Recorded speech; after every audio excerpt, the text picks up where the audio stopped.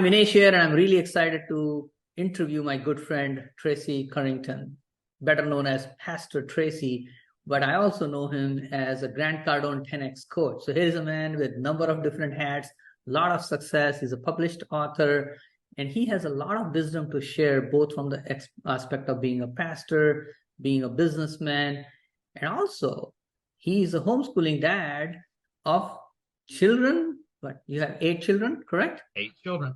Eight Yeah. children. And they're all from different ages, and he can share with you more about that as well. So, Tracy, welcome. Thank you so much, Minesh, for allowing me to be on this great podcast, Positive Parenting. What a great title.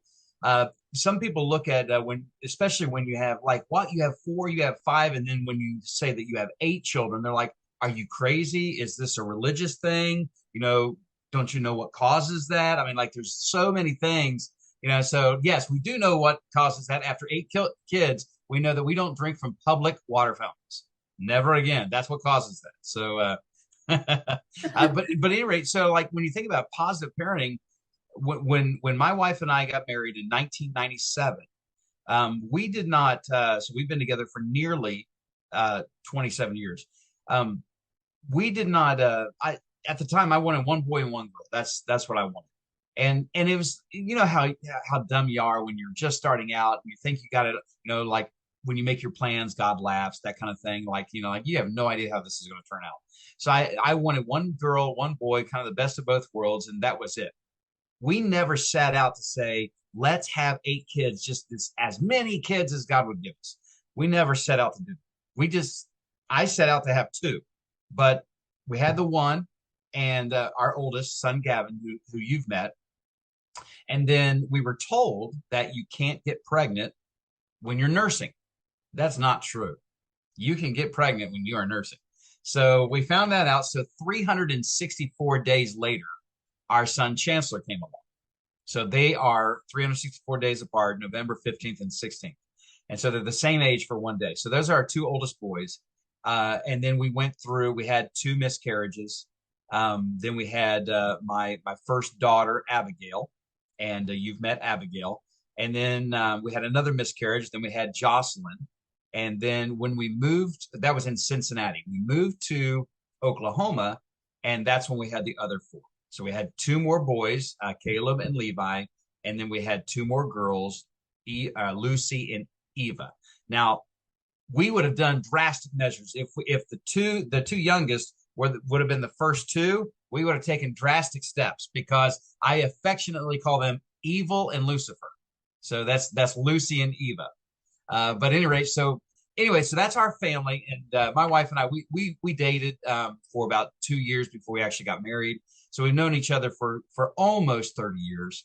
And we knew each other at school. So it's kind of like, not necessarily a high school sweetheart, but kind of like a high school crush that later on, after I graduated, we started dating and everything. So that's a little picture of our family. And when I think about family and you have positive parenting, there are so many challenges to parenting that if parents are focusing on the negative, then that's what you're going to get, right? I mean, you are going to get what you look at. What you focus on is what you're going to get. I mean, I think you and I were on a call the other day, and wherever you put your energy, your focus, your energy is going to go where your focus goes. And so if you want to focus, there could be a lot of negatives. Well, I don't get my time and all this kind of stuff.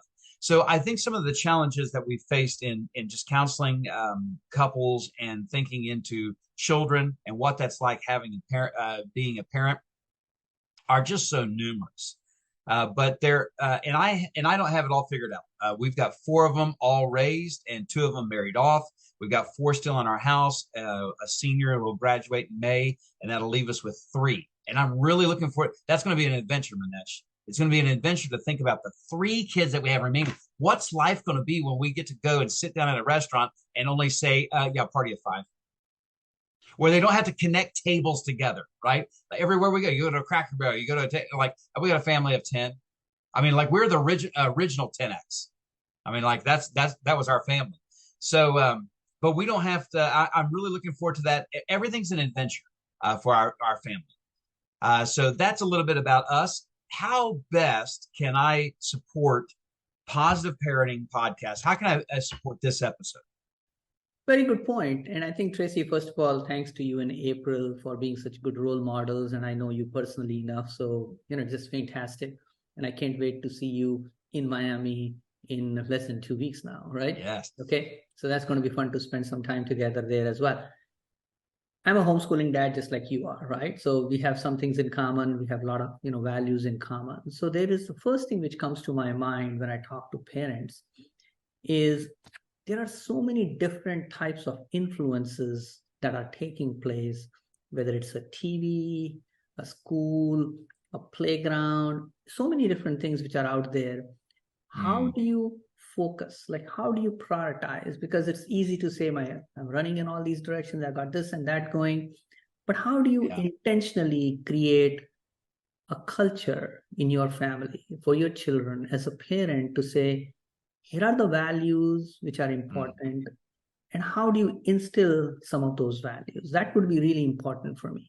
I love it. I love it. So, by the way, great question. And that is probably the chief. I think the number one enemy of a family is distraction, busyness.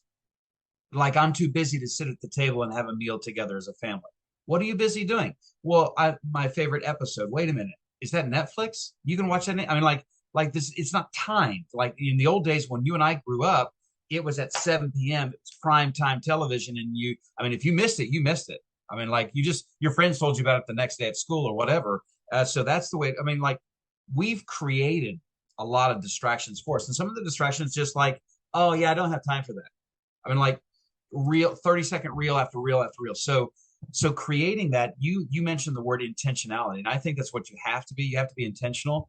And it doesn't mean that I'm free from distractions and I'm so intentional. It doesn't mean that at all. But leading to the point of values, that's where I think that that's a great question. The values have to be in the mom and the dad first. The values that I possess will organically be passed on to the next generation. They'll be passed on to my kids. Like, it can't be this, well, do as I say, but not as I do. Right? It's going to have to be do as I do. And so your kids see what you do. And I want to share a little story on this one, just on the point of values. When I was, when our firstborn son was just a baby, probably not even 1 year old, because Chancellor wasn't coming around. He loved me. I loved him. We were best buddies, right? So here's this 1 year old, and so my wife and I, our work schedule was different. I would come home late at night from the restaurant. I was a steak cook and a supervisor, and back then I smoked cigarettes, and so and that's the big thing about the food service industry and construction. And I was in both, and that's one of the things. Tobacco, nicotine is one of the things they do. So I got stuck into that. I came home one night and my wife was, it was late, probably 11:30. And your son's in there, won't go to sleep until you go in there and say hello to him and then put him back down for, I was like, okay, I'll do that. Walk in there, hey, Gavin. And I hugged him and everything.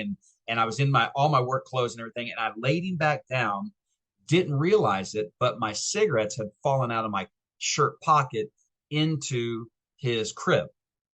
And then I walked in, my wife had supper for me. I sat down, started eating. And as soon as I got done eating, I was like, oh, well, I'll go outside and have a cigarette. And I was like, wait, I know I had those in oh my goodness. And I thought, my son. I went into his room, looked in the crib. Minesh, he had eaten 13 cigarettes down to the butt, down to the filter.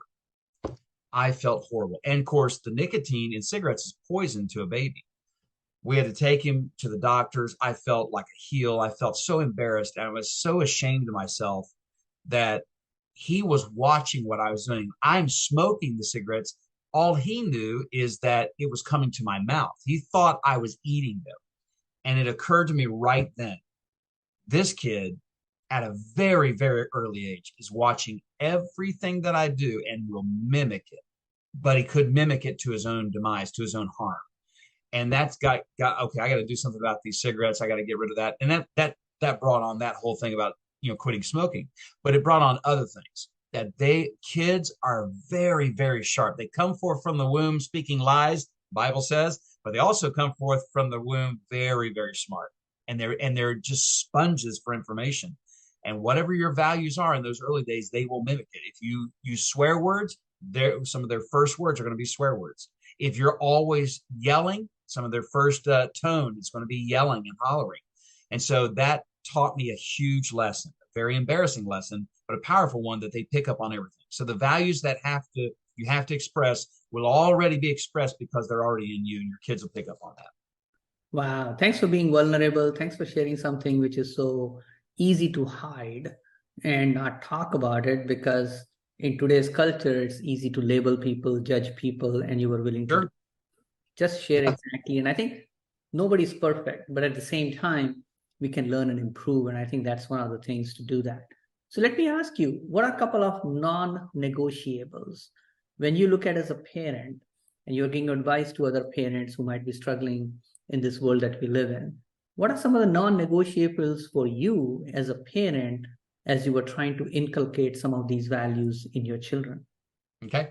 The two L's, lying and laziness, automatic spanking, automatic. So in our house, we grew up, my dad, the disciplinary measures that my father took on me, I have copied nearly to the letter in my children. The disciplinary process went like this. Don't do that or you're going to get a spanking. You do it a second time. There's not a like, hey, I told you, you knew it was wrong, go to your room. And you sit there and think about what you just did.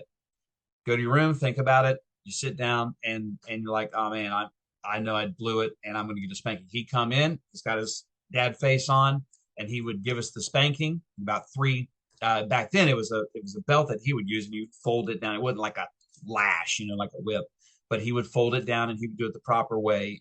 Three smacks on the backside, and then you're crying. He'd say, now you sit there and I'm going to go away for a couple of minutes and I'm going to be back.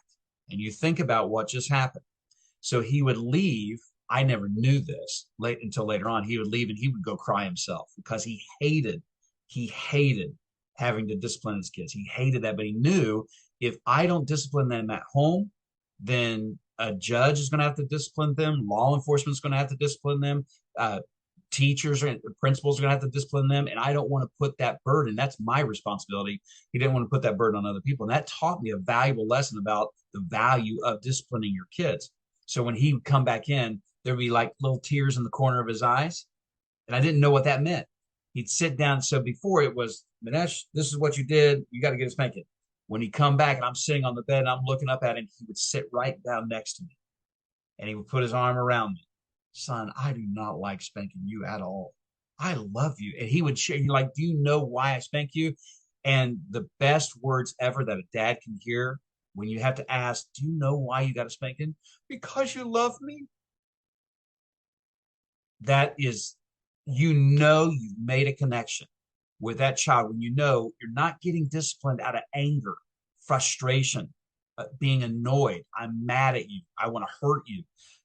If I don't inflict some pain to where you understand what you did causes pain, and then we tell me the story. What we do when we do bad, it causes pain to others. When you do bad, it's called sin, and it causes pain to God. And just so he would teach me through that. So even to this day. Now, here's the cool thing. When you learn that model, when you love them back to their feet, like they got hurt, they got disciplined, but then discipline's not over until you love them back to their feet. And like we were best buds. Now I love you. Give me a hug. Now we're going to do our best never to do that again. And he would never bring it back up. He would never say like, remember what you did. And I said, and you said, no, it was done. It was over. It was like a fresh start every time. And that I've instilled in my kids. As a result, I haven't had to spank my kids very much because when they know it's more important that they make you happy, make you proud, and they don't want to let you down. Wow, that's fantastic. Well, thanks for sharing that. That was, again, very powerful message about love and spanking, but more important is sharing that with the children consistently enough so they understood the value of what you were trying to instill in them. Mm-hmm. Let's talk about some practical challenges that people might be facing that you would have some tips for, whether it is logistically working together, you both as having jobs and working together, mm-hmm. as well as taking care of children, uh, money is one of the challenges people always talk Sure. about, right? So what are some of the practical tips that you would have for parents to say, hey, here are some of the things that we did, which hopefully, whether right or wrong, whether we can help you improve or not, but at least these are the things which we had in mind to provide some support for our children in the Yeah. ways that would help them in the future as well. Well, so Minesh, great question again. There's so many tips that I could give, and a lot of them is because, hey, I did this wrong. Don't do that. So some of my tips would be that way. Because as a dad, you want things to be done correctly, and there would be story after story I could give you of all my mistakes, and I'm totally open to sharing those because I think I heard one. John Maxwell has a quote. He said that people will praise you for your wins, they will love you for your failures. And when you share that and you're transparent and you're open, so I saw it set this up, transparency in the home. There is only one place where I'm not open and transparent. There's only one area in my entire home where it is none of their business. And that's in the comforts and the privacy of my own bed. What happens behind closed doors with their mother and me is none of their business. Whether that's intimacy, whether that is, private conversations that we have to have about one of the kids. And sometimes, Minesh, I'll call it heated fellowship when mom and dad are not getting along right now and just stay away, right? We call it heated fellowship. So, when mom and dad do that, we don't do that in front of the kids. It's just something that, especially when they're young, because they don't know. And they may think we did something wrong and that mom and dad are arguing with each other because I did something. And I don't want them to ever think that. So we would be and there was just words that we don't say. We don't use the D word as married couple. The D word is divorce. We just don't use that. I mean, once you let those kinds of talk, we're just going to get a divorce. You start talking that way, there's an energy. Words have power. And you start talking that way, you're going to be thinking that way. When you start thinking that way, you might be doing that way. So don't even bring it up. It's just, what if there was no exit in your marriage and you had to stay together? You'd find a way, wouldn't you? Right. And the fact is, we committed till death do us part. So, but anyway, so some of the practical tips that I would say, the first one will be transparency. So the kids we would just be open and say, hey, listen, for the next month and a half, we're really working on, we got to pay this off. So what I need you guys to do is when you're leaving a room, just hit the light switch. Help us with that. I need some help. You need to pick your laundry up. If you could, please use your towel twice to where we're using less water and we want to be responsible because we really got to get together on this next week and you can help me. And here's how you can help mom and dad. So those are some of the things that we taught them at an early age. Minesh, my daughter, Eva, my youngest, just had it's 103 temperature over the weekend and it turned out to be strep throat. Here's the thing. I never administered her medicine, not one time. We were able to maneuver, my wife working a full-time job, me working 3 full-time jobs. We were able to do that and everybody come together and ask the question. So my oldest son, administered the medicine at one occasion. Then you wrote down on a piece of paper, this is what, this the time. It was at 7:30. She's not going to have another dose until 9:30. I mean, so like the second, outside of transparency, being open and honest, teamwork. We're a team here. This is we want to be together. I will say that as far as the teamwork, teaching them that we do not raise our voices to each other, yell at each other, talk bad about each other. We just don't do it because on a team, you're not going to function properly if you're using that kind of language towards each other. So we don't use the word hate you. That is not that's on our team. We love people on our team. So transparency and teamwork would be two of the biggest components. And believe it or not, it goes a long way. Wow, that's fantastic. I think more and more people need to be, I know myself, I need to be a better in terms of valuing transparency and sharing as much as, because I grew up in a culture, and again, most of us do, where you don't want to share your weaknesses, right? Right. Mm-hmm. It's hard.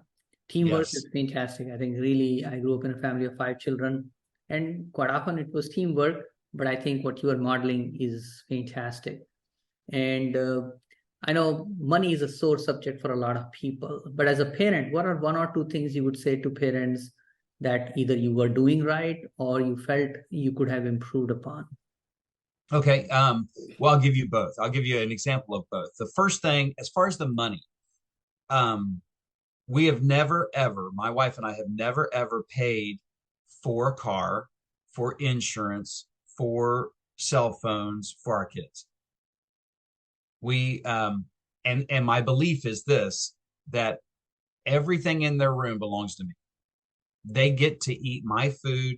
They get to play with my toys. They get to wear my clothes. Now, their clothes don't fit me, but they belong to me. The bed they didn't sleep in, I wouldn't sleep in it myself. It's not my color or not my comforter or whatever, but it still belongs to me. They understand. So like that taught them, like as a person of faith, when they exit my home, God is their authority. And the figure of God to a child is their mom and dad. And when they leave out, they have gratitude in their heart for all that God has given them. So they're grateful in the home for all that mom and dad have given them, because none of it belongs to them. It all belongs to the one who provided it for them. So we've taught that to them in that. So but on the finances thing, I mean, we're very open about the finances. What I've taught them is, you save 3 months. So the first big ticket item that the kids will get was if they want a cell phone. They've got to prove to me that I can trust them first, and then, be responsible with money and so forth. But then I'll say, okay, listen, the cell phone, it's $50 a month is what the cell phone, because we've been with T-Mobile forever. And so a new line is only $50. And so the phone's going to cost this amount. So I want you to have, with the phone, in the first 3 months you need to have that in your savings. Once you have it there and you've proved to me that I can trust you, that you can pick up your room, all those kinds of things, then we'll go and have that conversation. So they got to have 3 months worth of bills. Now, when it comes to a car, they got to have, so if they think the car is going to be $300 a month, okay, great. You need to have 6 months worth of payments, plus your insurance, plus your gas for that vehicle. Because I'm not paying for your gas. I'm not paying. You can be on my policy. And then another thing on the insurance policy that I've said is just creating standards that you need to be safe. If your brothers and sisters in your car, if you're by yourself, we want you to live, be safe behind the wheel. That can become a weapon if it's pointed at the wrong and used in the wrong way. So we said, if you get a speeding ticket, 2 speeding tickets on my policy, and you're out of my policy.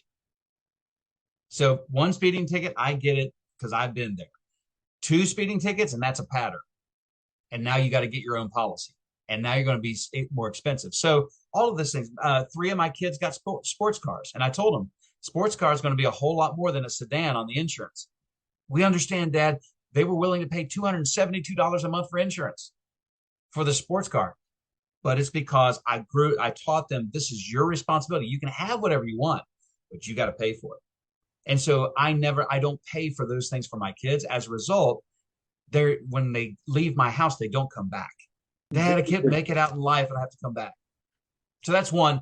And the thing that I wish I would have done differently, Minesh, is I wish I taught them finances. I taught them personal responsibility.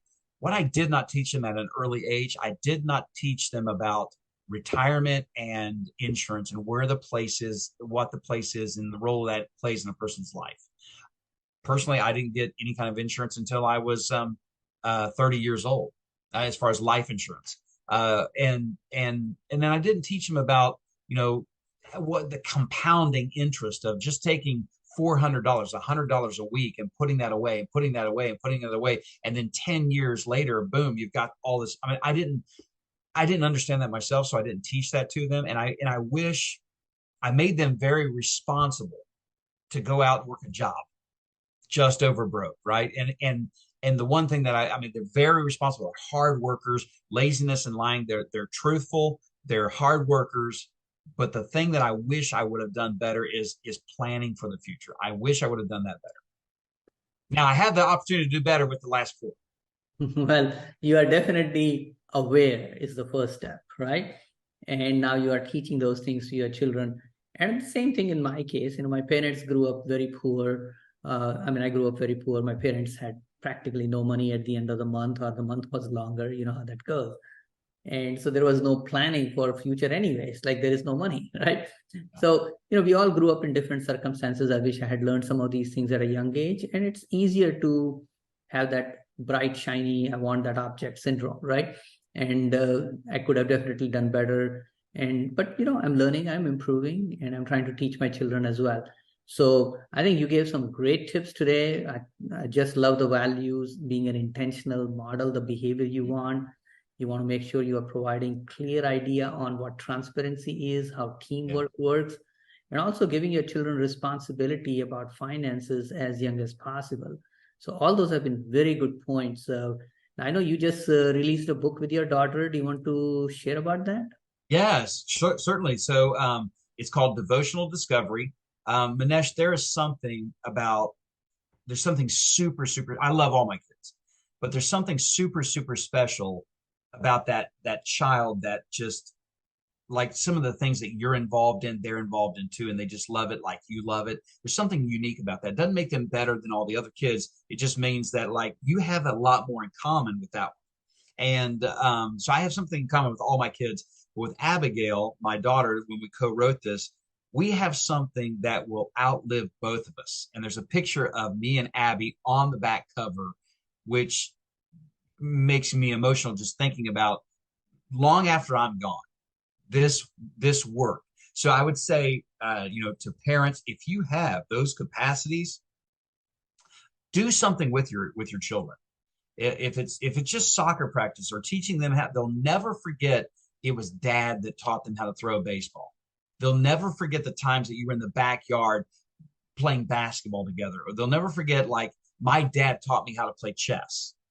So I know the workings, and I've only beat him one time, but I rub it in his face all the time. But so, like my dad, he taught me how to run wind sprints. I mean, like, because he was in track and stuff, he taught me how to run fast. So, like, and then eventually I outran him. But there's just something about, like, teaching your children something that they'll never forget.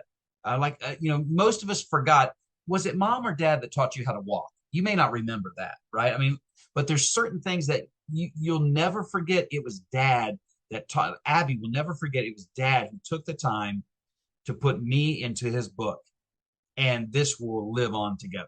So as a parent, I'm just kind of tying the two together because I don't want to brag totally about Devotional Discovery, although I'm totally proud of it.